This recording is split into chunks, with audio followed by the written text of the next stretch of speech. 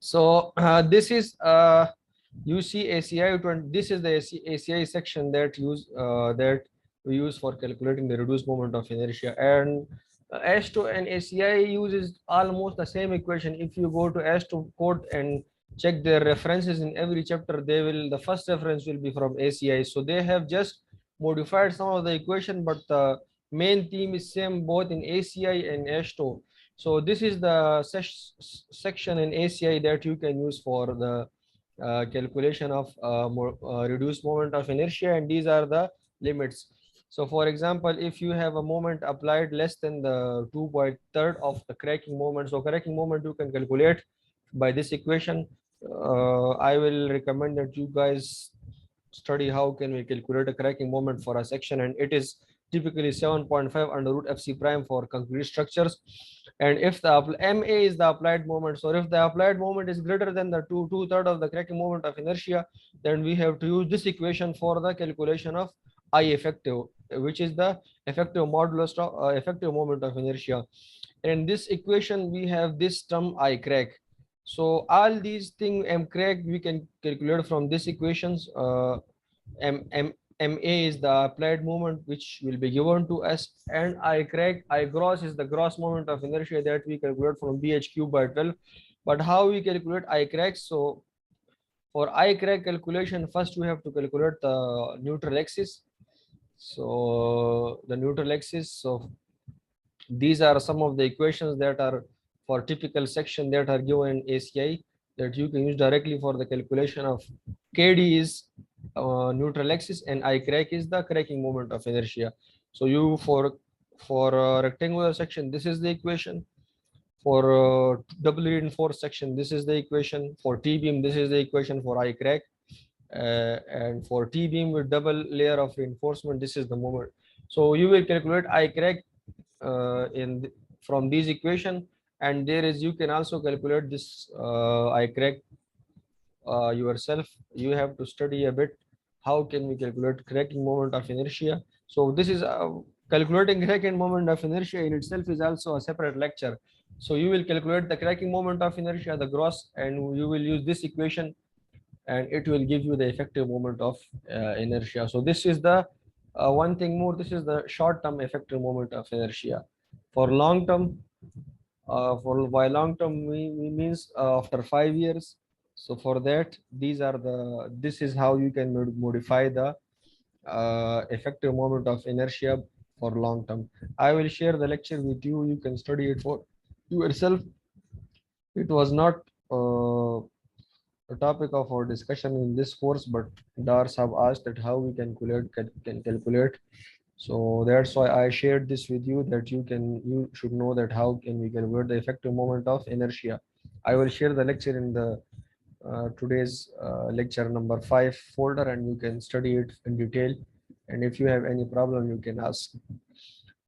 Okay, so Aziz, I have one question. If just before this, if you continue with the lecture, if you have worked on the buildings, ACI recommends some coefficients of modifiers, yes, like sir. for beam. Yes, sir. Yes. That's what I was trying to ask you. Do we use the same modifiers like for beam, like for columns we have 0.7? No. For later load analysis, especially, that's what my question is. So that's the question I was trying to ask you in Okay. that question. Yes. Yeah, that was No, we don't use that type of. If you study ACI in detail, so these there are also limits on those factors as well. You cannot apply them to every scenario. I need you need you will have to study the code a bit in detail in order to for the application of those factors. But we don't use those factors in bridges just like we do in buildings to calculate. We don't use those factors. We use just for deflections.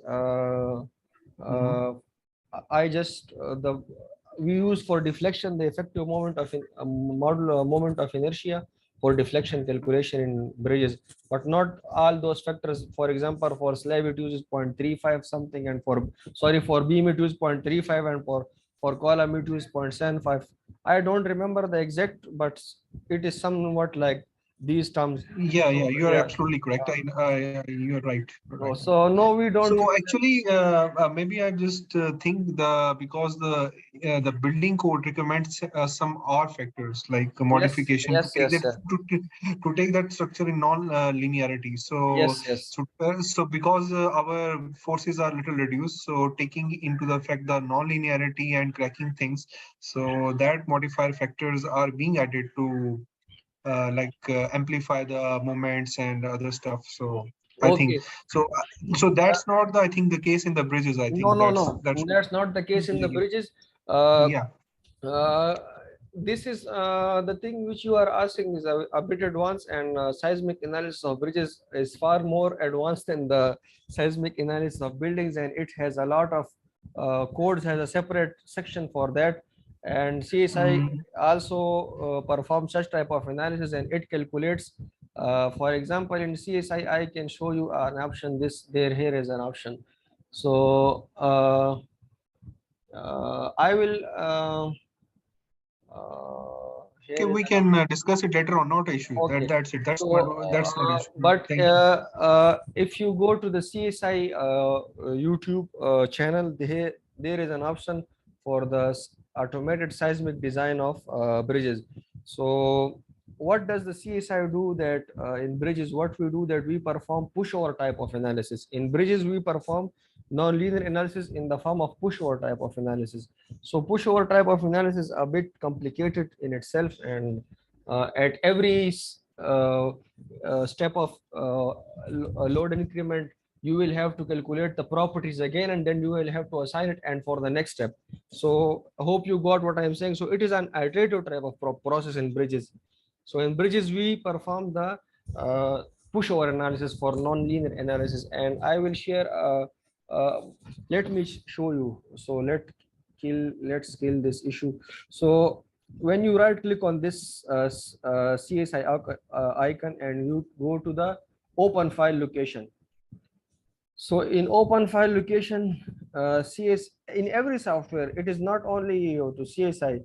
If you go to the location, you will find manuals and example. So in these manuals, you see bridge seismic design. So if someone is interested in the detailed study, so they can study this manual. So this is a very detailed manual about performing non-linear bridge type of seismic analysis, and it is very advanced. So um, I haven't discussed this in this course because uh, it is a separate course in itself, uh, and you should have a good idea of the dynamic analysis and the response spectrum analysis to perform. So you see that the CSI can perform such type of analysis for you, and if someone of you is interested in studying in detail, so they can use this manual, and also there is a video on YouTube. So but to understand this, you have to have a good knowledge of dynamics of structures and earthquake engineering. So without that you cannot understand what is present in this manual. So okay, so anything else? I will share the lecture with you, and you can study that how we calculate the reduced moment of inertia, and you can also check the manuals for yourself as well.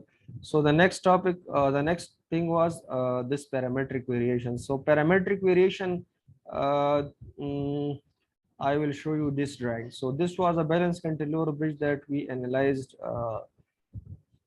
3 4 months back, and it is a very sophisticated type of bridge, not very common in Pakistan, but I want to show you what does parametric variation means.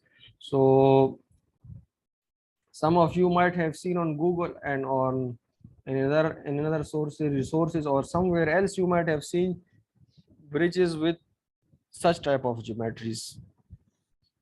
You see this, I told you in the first section that in the first lecture that we have these variable type of sections in the bridges that are used to economize the for economical purpose. So for example, in continuous bridges we have a maximum demand here and minimum. In continuous beams, mostly the negative demand are far more greater than the positive demand. So we provide a deeper section here, also for the moment as well as for the shear demands, and a lighter section here to economize the bridge. As you see, this is a very long span, 225 meter. It is not a very common span. So if you use a same section here, so it will also impose higher demand on the substructure, and you will need a lot number of piles and piers. So this is the so to account for such type of uh, characteristics, we use this parametric variation. So parametric variation, this type of variation in section is known as parametric variation. So we can also use perform parametric variation in CSi bridge. And one thing more, uh, why what is the purpose of this? Because if you analyze it as a one, for example, I use a, instead of a non-prismatic section, I use a section with a same cross section all along the length. So what would be the effect if I do not use this section? Flexure, for strength design, it has no effect. Can anyone give me a guess? If I do not define the exact geometry, so what effect it will place on the bridge if I do not define the exact geometry?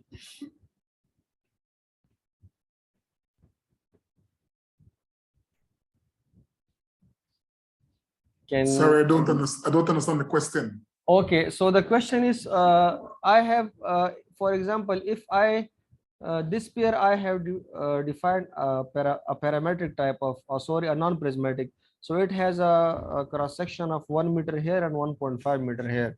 So if I define a 1 meter throughout section, and so it will be a bit conservative, it will give me more reinforcement because I have used a smaller section.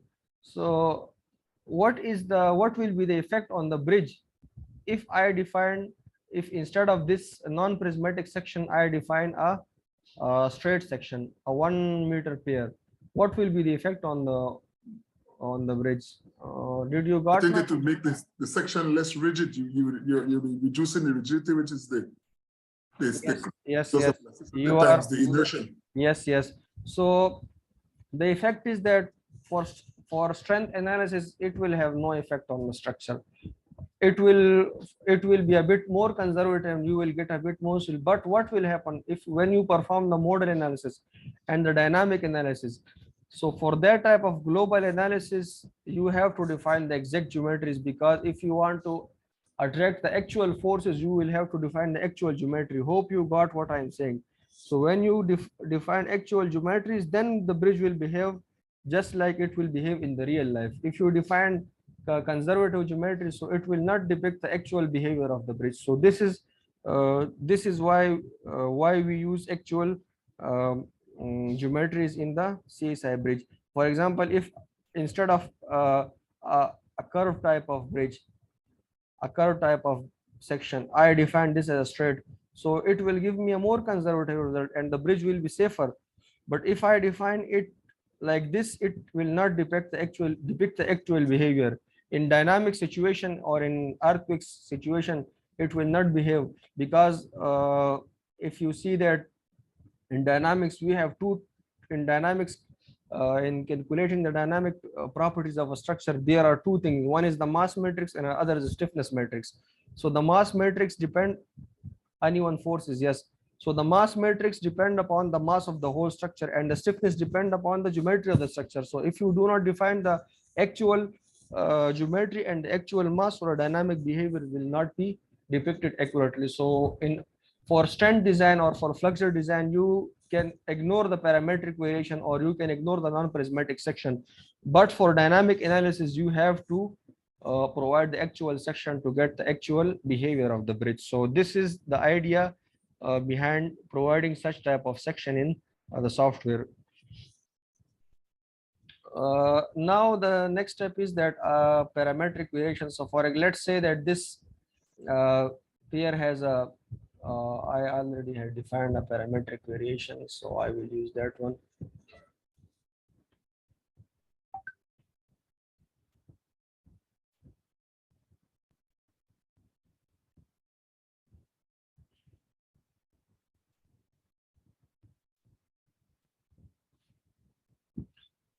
So let's say that at this here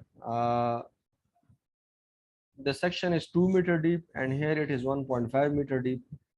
So how I am going to define such type of section? So it will be done by this option in CSi Bridge. In the superstructure option, you will click on the parametric variation. So when you click on the parametric variation, you will select a new one. So this window will open. So you can define your own parametric, just like the layout line, you can define your own parametric, and there are also predefined templates. So you see these are the predefined templates. For example, this one is linear going, for example, if this is going in this direction, so you can use this one. These are different types of predefined uh, templates. So I am using this one as the, as you see that I have used this type of parametric variation. This is just to show you how you can, this is not the exact geometry, but this is just to show you the feature of the CSS. So for example, I am using this one. Okay, so it will show up here.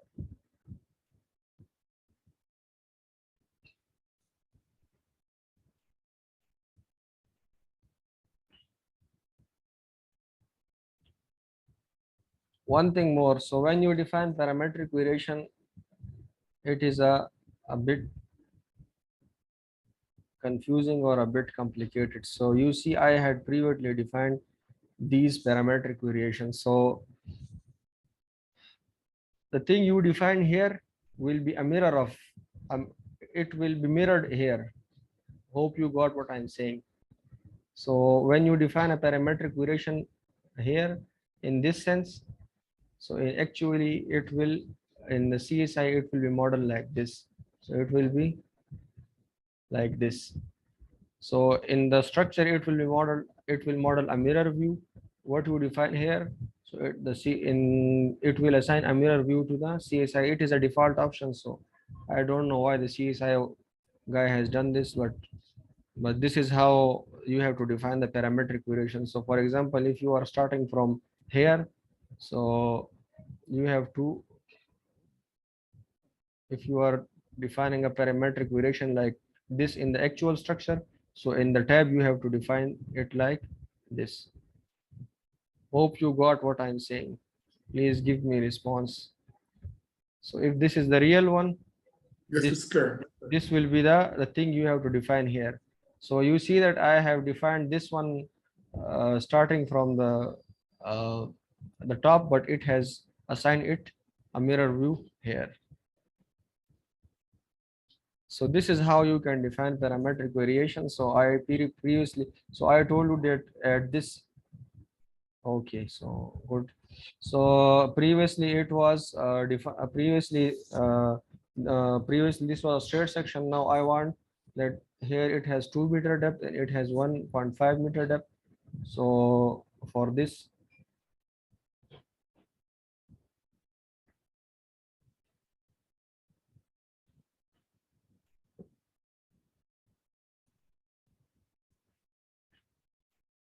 so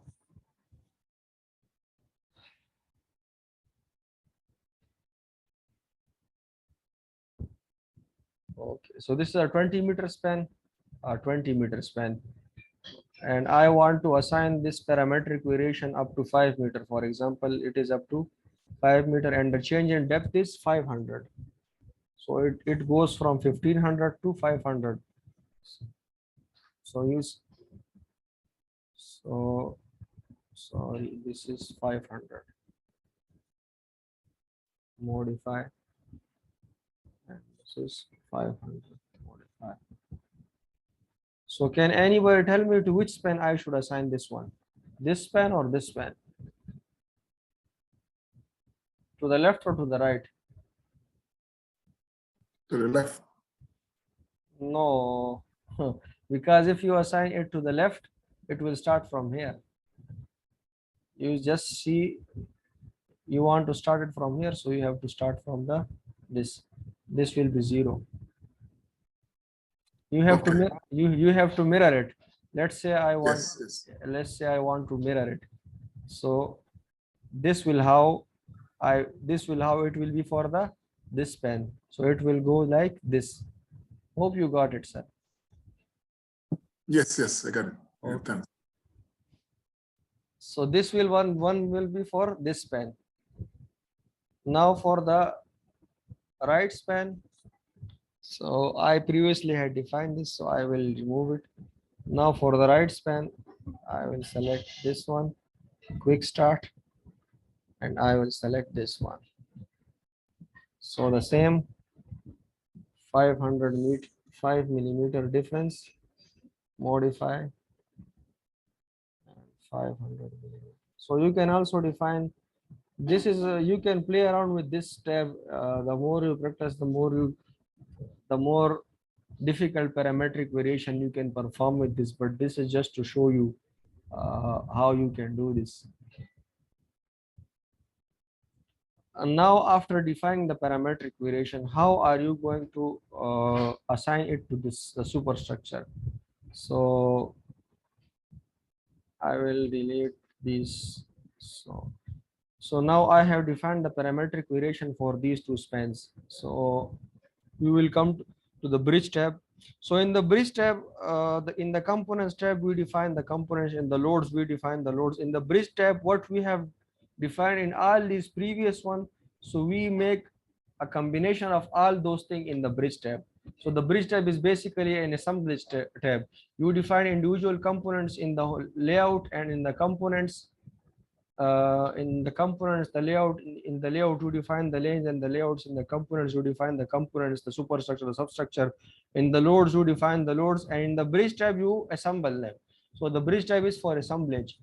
So we will discuss this in the upcoming classes. So but let me show you how can we assign this parametric variation. So this is span number 1 and this is span number 2. So you will come to the span items, sorry, to the spans, and you will click the span option, and these are the sections that are assigned to the span. So these are the T-beam sections and variation. So currently it has no variation assigned. So you will double click on this and it will open here. This window will open. So you can assign parametric variation not along the depth, but you can assign it along the width as well. So you can assign the parametric variation to the width of the bridge as well. So for example, if the bridge is going like this, I will show you a drawing where the horizontal dimension, the deck also varies parametrically. So you can assign the parametric variation to the deck as well. So to the bridge spans, you will click double on this. So you can assign the parametric variation to depth. You can assign it to width, to depth and to width, to thickness of the slab, and to all these components that are present here. So you can assign parametric variation to all of these steps that are present in here. So I am just assigning it to the depth. So here at the depth, I will double click on this. So it will open. So for the first span, I have defined parametric variation 1. Okay. And you can see source. You will click show base section. So this is the base section. Show section variation. So when you click on this, you move the cursor here. So you see it shows you, this window will show you how will the section vary along the depth. So you move the cursor from here to here. So your section will, if this shows correct variation, so you have defined it correctly. This is how can you check your section variation is okay. So the section will vary like this. Okay. Now for the other span, I have defined parametric variation 2. Okay. Okay. Update.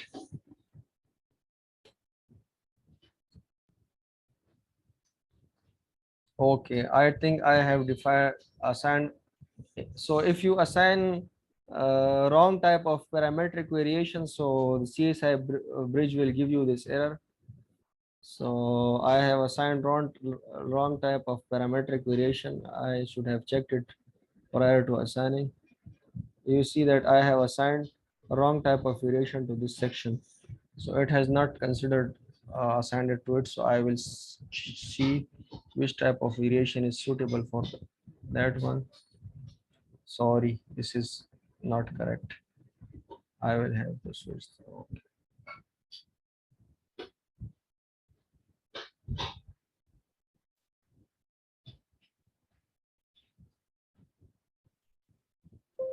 This is now the parametric variations I should assign to this second span. So bridge span, yes, PVR3, okay, okay.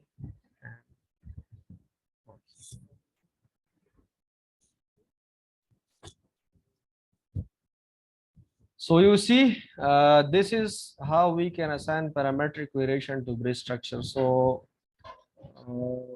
hope you got what I did so far. And so the more you play around with this parametric variation and the more you can define complex type of geometry, but this was just you see a starter for you. So the rest is to you guys how much you practice it. So then you can define the complex geometries. So this was the second last topic, and the last topic is bearings. So bearing, it will take barely 5 minutes to define bearing, and the meeting will also end in 10 minutes. So hope. So bearing is basically a component of substructure. So when you come to bearings, so how we can define bearings? So bearings, we will come to the component tab and bearings. So these are different things we can define in the substructure tab. One is bearing restrainer foundations. These are the topic of another lecture, and we will discuss bearing restrainer is not the part of our course, but I have just introduced it, given introduction to this in the lecture number 2. You can see what does this restrainer mean. So bearings. Okay. So let me open this drawing.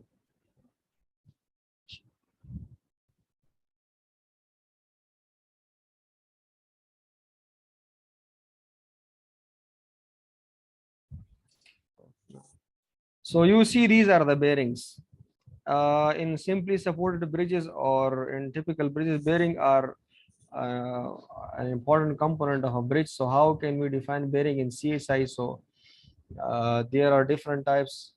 You can define it through the link element, but the link is a bit advanced topic, so we will not use this link type of definition to define bearings. We will use this user definition. So user definition, when you select any of these options, so it will automatically define links based on these. So what does this mean? This window does not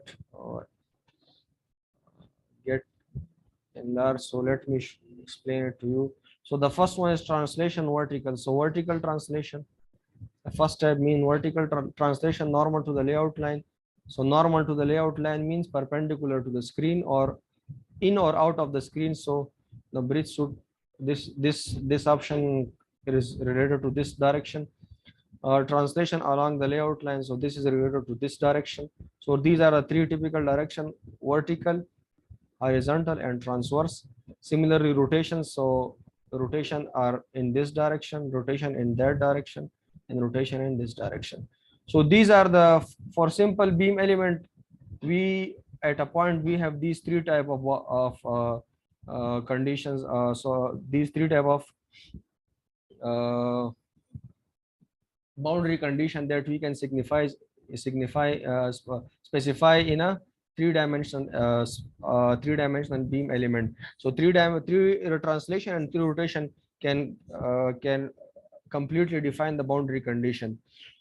So in this bridge, as I told you in the previous lectures, in this bridge we provide two type of restrainers. So one is this these shear keys that are, you define the bearing property, but what about the material type of bearing, as material is very important factor in bearing. Okay, I will come to it. We do not define the material here. I will explain why we do not consider the material here.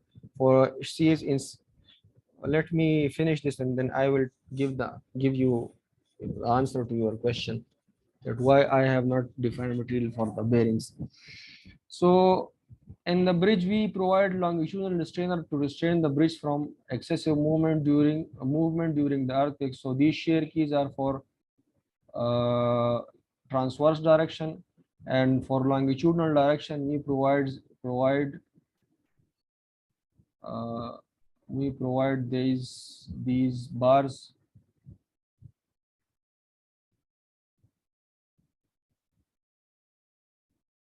Yes, these hooks we provide at one end so that the bridge does not move excessively in longitudinal direction, because in earthquake we have two components of earthquake, one is the transverse and one is the longitudinal.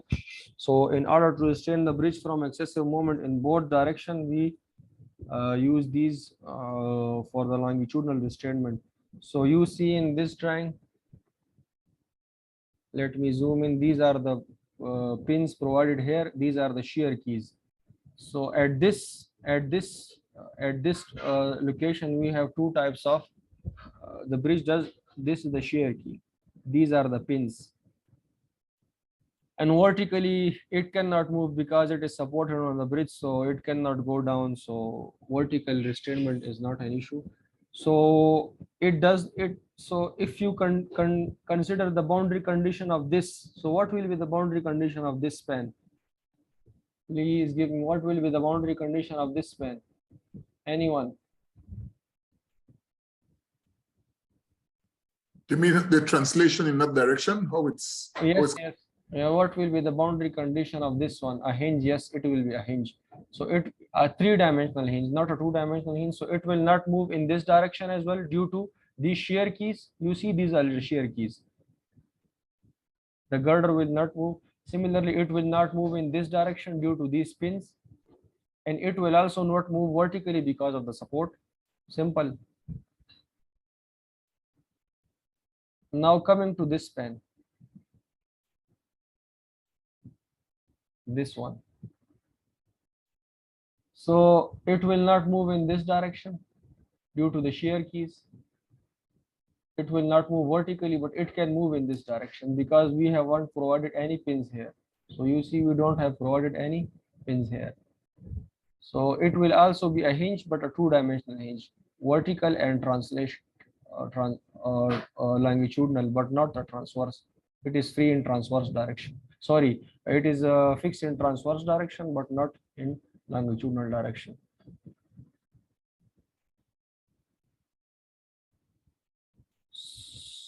So for this end, what will be the bearing conditions of bearing at, I will call this start bearing. Start bearing. What will be the start bearing? Translation is fixed in all the three directions. So fixed, fixed, fixed. And this is not an integral abutment or an integral connection because the concrete are not casted at the same time and there is not a monolithic connection. So the rotations are free. This will be the bearing condition for this support. For this span, as I told you, it will be translation vertical, it will be fixed, translation normal to the layout line, it will be free in this because no pins are provided here. Translation along the layout, translation normal to a layout line. Normal to layout line mean into the screen. So it is fixed because shear key has been provided here. But along the layout line, it does not have any shear key, so it will be free. So this will be the support condition for this span. Hope you got the bearing thing. This is how we define bearing. The meeting is ending in 2 minutes, so I will end the lecture here. Did you got how we can define bearing for this bridge? Yes, it's perfect. It's perfect. Wonderful. So one of you asked, Mr.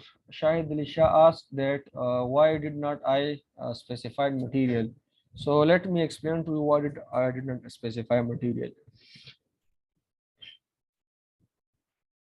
So I told, if you have studied the first lecture, I have told you that we use different type of bearing materials: pod bearing, elastomeric bearing, and